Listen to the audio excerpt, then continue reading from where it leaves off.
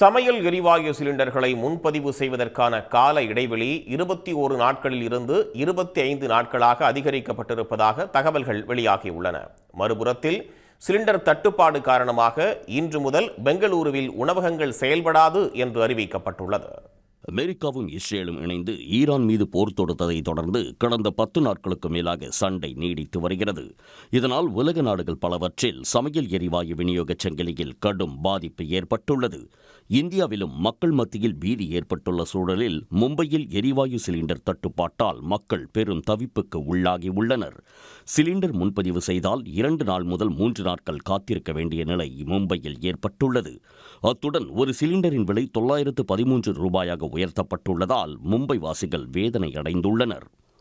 இதனிடையே எல்பிஜி சிலிண்டர்களின் உற்பத்தியை அதிகரிக்குமாறும் வர்த்தக சிலிண்டர்களுக்கு பதிலாக வீட்டு உபயோக சிலிண்டர்களின் உற்பத்திக்கு முக்கியத்துவம் தருமாறும் எண்ணெய் சுத்திகரிப்பு நிறுவனங்களுக்கு ஒன்றிய அரசு உத்தரவிட்டுள்ளதாக தகவல் வெளியாகியுள்ளது.